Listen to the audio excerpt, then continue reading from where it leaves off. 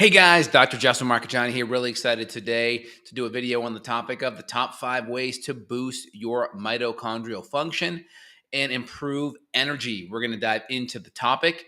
Before we do, please smash that like button, hit the search algorithm. It's going to help it bump it up here, get more people to find our content. Before we do, love to see your thoughts in the comment section. Please feel free and put your comments down below. Love to know what you guys are thinking about, and feel free and share with families and friends. All right, so first things, what's your mitochondria? Mitochondria are the powerhouses of your cell. They help generate energy, and energy is coming in the form of ATP, adenosine triphosphate. And so you have a couple of ways that energy is produced. So you have glycolysis is a way that your body uses glucose to break it down and generate fuel. Then you have the Krebs cycle or citric acid cycle. That's where your body's going to go around twice, and it's going to generate 6 NADHs and 2 FADH2. These are kind of redox compounds. They are electrons that are essentially going to go into the electron transport chain. So you have these kind of B vitamin derivatives. FADH is like a B2 derivative. NADH is going to be a B3 and niacin derivative, right? Nicotinamide adenosine dinucleotide or flavonoid adenosine dinucleotide. So these are redox compounds. They help gather up electrons, right? Hydrogen, and that's going to funnel it into the electron transport chain where you're going to generate most of the ATP. And so it's really important that your mitochondria functions well so you can generate all of this ATP, which is important for energy. So let's kind of dive in and talk about some of the top 5 ways that we can do that. So first thing is just a good diet, right? Nutrient-rich diet, anti-inflammatory, low toxin, organic, nutrient-dense type of diet. That's going to be super important. Now, again, a lot of toxins in the environment, whether it's pesticides, heavy metals, these type of things are going to junk up the mitochondria. So just eating organic is going to be a huge step in the right direction to taking away the stressors out the mitochondria. Now, the second thing is dialing in the nutrient density, having more B vitamins, having more good, healthy fatty acids, having more antioxidants, having more micronutrients, right? Potassium, magnesium, right? Very important things, because if we're eating a diet that's just processed, then we're not going to get those vitamins and minerals, even if it is organic. And then the next part will be dialing in your macronutrients. So you have protein, fat, and carbs. These are your major macronutrients. Most people in this country are going to be insulin resistant. That means their cells are going to be numb to insulin. That means they're not going to burn glucose well. They're going to store it as fat primarily. And so the more overweight you are, the more you want to be on a lower carb type of diet. Again, if you're active, you're more ectomorphic. That's the kind of a leaner body type. Think basketball player, think dancers, right? More ectomorphic, hard for you to gain weight. And you could probably handle carbohydrates. Just try to choose carbs that are clean and aren't processed and still going to have nutrient density. Think of safe starches. Still stay away from gluten and grains because they're going to be inflammatory for most people. And then so when you're looking at those macros, you're trying to get good protein in there because protein is going to be most of your skeletal tissue, bones, skin, muscle is going to be protein derived. Fats are important because you have a lipid membrane on every cell in your body. So having a good, healthy cell membrane helps your cells communicate. And then staying away from fats that are going to be like rancid seed oils, processed vegetable oils, which essentially get damaged in the extraction process, create free radicals, and then also make the lipid membrane very stiff and inflexible. Saturated fats are actually better, or good high quality omega-3s are going to be better, or good monounsaturated fats that aren't oxidized like olive oil or avocado oil that can be extracted kind of cold pressed are going to be a better healthy fat. So on the diet side, we have protein, fats, and carbs. We have the nutrient density, bring that up. We have avoiding the toxins. That's going to be another big one. Okay, so we hit that one. Next would be exercise. Mitochondrial density is going to get bigger and grow with bigger muscles. So if you're lifting, if you're doing exercise, whether it's aerobic, whether it's interval where you're doing some kind of a sprint, sprints will be better because you're going to be hypertrophying your muscle. You'll be increasing mitochondrial density better.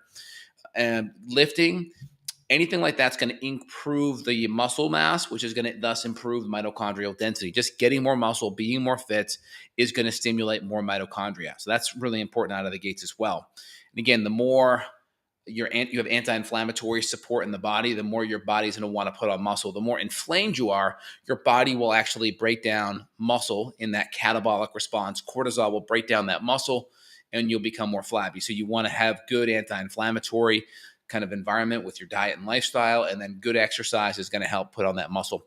Next, I would say after that, intermittent fasting is another great option. Intermittent fasting is going to optimize and activate these cellular autophagy mechanisms that cause you to recycle proteins in the body. It's going to lengthen telomeres a little bit. Now, intermittent fasting can be done in a couple different ways. I recommend the low-hanging fruit. If you have blood sugar issues, if you already have fatigue issues, you may feel worse skipping meals. And so you have to look at that and kind of know what person you're talking to, because someone that skips a meal or two, they may feel like crap. And so we have to figure out where the best way to help you is. And so I say 12 by 12 is usually a good starting point for most people. That means no eating by 7 to 8 p.m. is your last meal, and then no eating the next day till 7 to 8 a.m. That's a great approach. That at least gives you 12 hours. And then when you eat your meals throughout the day, go 4 to 5 hours. Do not be snacking. Do not be grazing in between a meal, because every time you graze, you stimulate insulin. Insulin is going to knock you out of burning fat. Insulin is going to block free fatty acid synthesis, and it's going to turn you into more of a carb burner. And so that's going to create more cravings. The more you're relying on carbs for fuel, the more likely you are going to have cravings, because carbs for fuel is like putting kindling or paper in a fire. It's up, it's out, it's up, it's out, it's up, it's out. Now, again, if you're leaner, that's fine, but you still want protein and fat in there. Think of protein and fat as like the logs in the fire. Okay, great. You could put some kindling, some paper, even some gasoline in there. But if you have some logs in there, the fire won't go out. And you don't want to create this reactive hypoglycemic response with your blood sugar going up and down, because that's going to cause cravings, and that's going to create more oxidative stress. So if you look at the book by Christopherson talking about kicking over the truth, talks about mitochondria and cancer, and talks about the fact that glucose does burn kind of more dirty. It's like a diesel fuel, if you will. Part of that is just the oxidative stress and the glycation that happens with lots of carbohydrates. So by getting your body a little bit more keto adapted, that's going to be helpful. And again, if you're really active, you can eat lots of carbs, hundreds of grams a day, and still be keto adapted.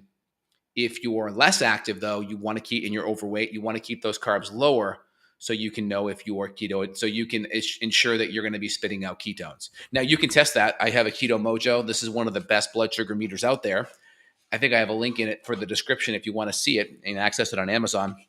I like it because it's Bluetooth connected to your phone, so it'll graph out all of your blood sugar readings, and it's the cheapest on the market for ketones. Most ketones, like the Avid Precision Extra, is like $2 to $3 a strip. It's like you put it in, you get an error, you're like, oh man, that's $3 up in smoke. But the Keto Mojo, it's $1, so it's a little bit cheaper. And the mapping feature is wonderful, and then it plugs in with Heads Up Health. Link down below, justinhealth.com/heads up. Free extension, plugs into your Fitbit, plugs into your Keto Mojo, and then also they'll upload and transcribe your labs for you. So if you have any like PDFs of old lab tests, upload it. They'll do it for free, and then you can graph everything and compare it. It's a wonderful way to keep track of your labs. Again, these are all free services, but the Keto Mojo, link on Amazon, that's a wonderful thing to do, because then you can track your blood sugar. Again, we don't want our blood sugar to go over 140, ideally not over 130 or 120, right? The lower we keep it and the faster it comes back down, the less oxidative stress. That is better for our mitochondria. Next, antioxidants, right? Antioxidants are going to be things that stabilize free radicals. Antioxidants mean they prevent oxidation. So oxidation is a loss of an electron. And so antioxidants are essentially redox agents. They give off an electron. And so it gives off an electron, which allows that cell that's missing an electron, it stabilizes it. And so that prevents oxidative stress. Think of oxidative stress as like rusting. If you cut open an avocado or like an apple and you leave it on the table, it gets brown. Okay, that's oxidation. Think of the rusty nail outside. Now, if you go squeeze, let's say, some lemon juice on it, the vitamin C in there will actually preserve it. Go try it. Cut open an avocado, take the other half, cut it open, and add a little bit of lemon juice to it, and you will see the lemon juice one does not brown nearly as much. And so our body has this kind of oxidative stress thing happening mechanistically inside of it, and that can cause lots of damage to the vasculature and to the body, to the mitochondria. And so we use things like antioxidants like vitamin C, fat-soluble vitamin A, vitamin E, really good. Vitamin E is great for the arteries. You could also do things like green tea. You can also do things like turmeric or curcumin. Resveratrol. Resveratrol activates the sirtuin pathway, which is an anti-aging pathway, which is excellent if you want to live a long time. You can also optimize those same pathways by keeping your blood sugar in check as well. Metformin also activates that same pathway, which is a blood sugar kind of sensitizing compound. So antioxidants, good. Now, again, part of a nutrient-dense, anti-inflammatory, low-toxin eating plan, like I talked about diet-wise, a paleo template kind of fits into that. A paleo template is just eating a diet that's evolutionarily appropriate, meaning we're not eating Neolithic foods, processed grains, processed sugar, junky processed fats that we typically would need. It's just taking foods that are Neolithic, processed, and trying to eat foods that we have evolved to eat for a long period of time. My kind of old adage is old foods do not cause new diseases. So healthy grass-fed butter or olive oil or coconut oil, they're not going to cause disease. They've been around too long. Healthy protein sources, healthy vegetables, not going to cause disease. Now, there are some people that are sensitive where they have leaky gut permeability, sensitive autoimmune issues, or they have gut imbalances. They may have to tighten up their diet. They may have to pull out autoimmune foods. They may not be able to handle, like, let's say, some grass-fed butter. May not be able to handle eggs or even FODMAPs or histamine, but that's a different situation. That's someone's immune system due to gut issues is hyper-regulated due to gut permeability and autoimmune tendencies. That's a little bit different though. And then, of course, stress management, because when you're not managing stress, whether it's physical, chemical, and emotional, and all these things I mentioned could plug in and create stress.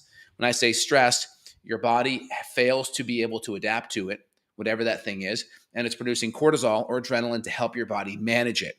And if you're prolonging that stress response and you're chronically producing lots of cortisol, chronically producing lots of adrenaline, you're creating anxiety or mood issues, that's going to cause your body to deplete nutrients. When you're chronically stressing on the cortisol side, you will actually pee out your potassium. You will use up B vitamins. You will use up magnesium.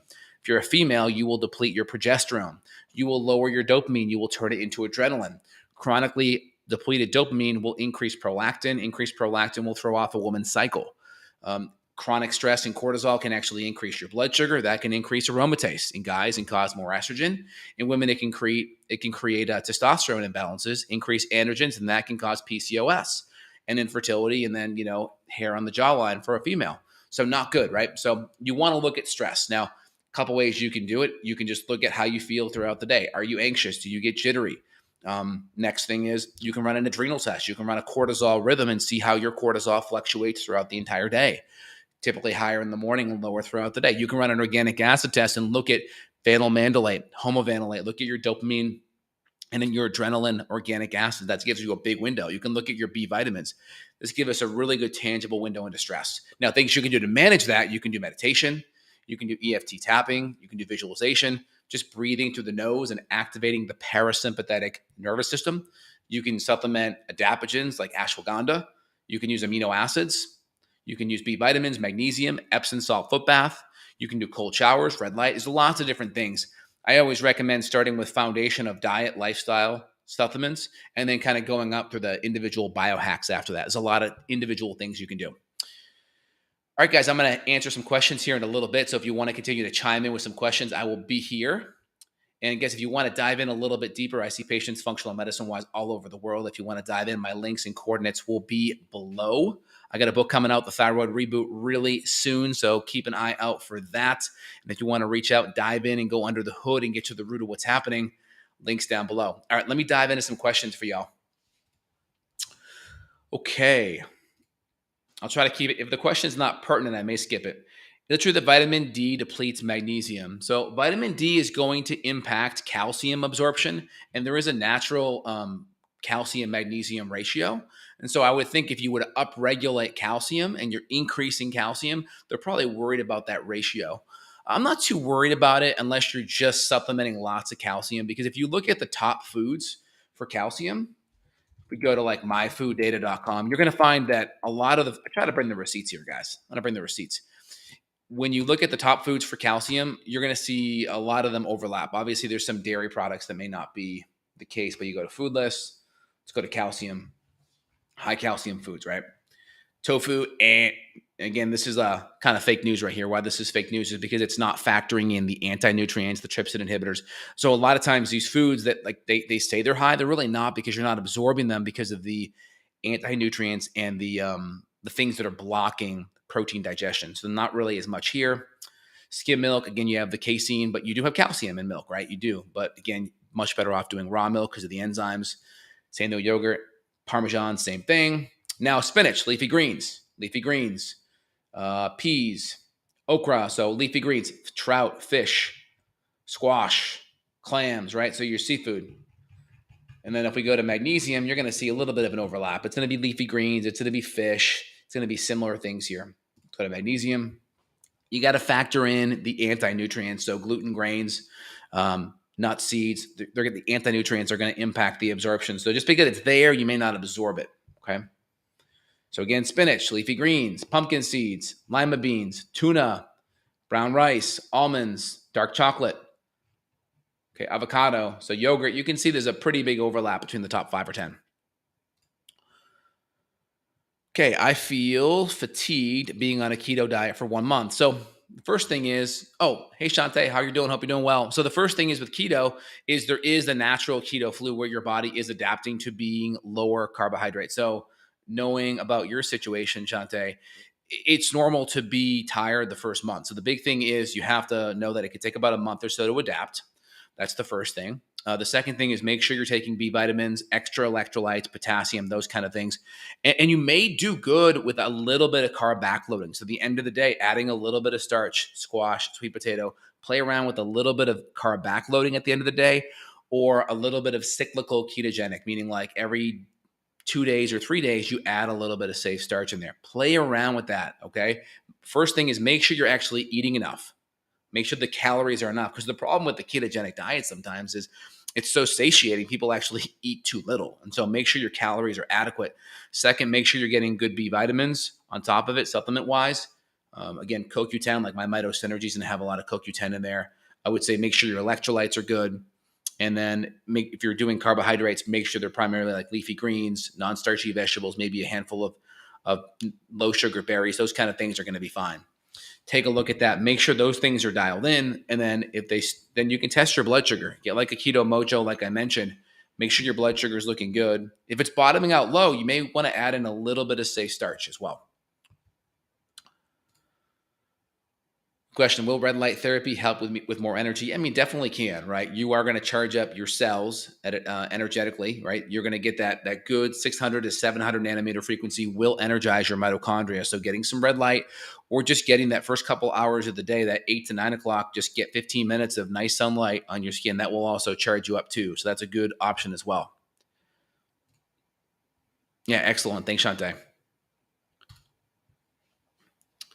Hey, Dr. J, thank you for your recent advice on the syphilis. I don't believe it was now, but your information on it was invaluable. I'll get tested to ensure since it would require antibiotics. Okay, awesome. Yeah, thanks, Matt.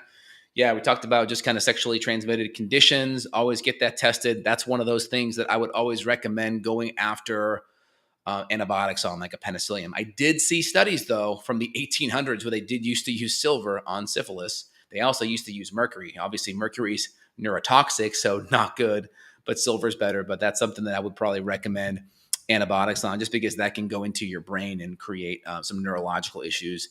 And it's not worth it when these antibiotics, for those conditions, the risk reward ratio is in favor. Where other conditions that we have, there's a lot of natural compounds we can do with other types of bacteria that may be worth doing the natural stuff. And so out of the gates, guys, I typically recommend always start with the foundational things. Just look at the food that you're taking. If you're at a flat line with your diet, right, protein is always a pretty good place to be at, 0.5 to 0.75 grams per pound of body weight. That's pretty good. If you're lifting, 0.75 to 1, depending on how much you're lifting, again, because that's going to be really important for your muscle integrity and for your joints and for your skin. Adjust the fat. Make sure the fat's dialed in. Make sure you're not overdoing the processed vegetable oils or the fats that are going to be more oxidized, right? Your unsaturated fats are going to be more oxidized. Again, the exception are going to be like your cold press oils, because the extraction process does not damage those fats. Canola oil, for instance, that process will damage it. Safflower, etc. So just be careful. Try to choose good saturated fats. That's going to be your best option to make sure you have good fats that are not going to be stressed out and broken, if you will.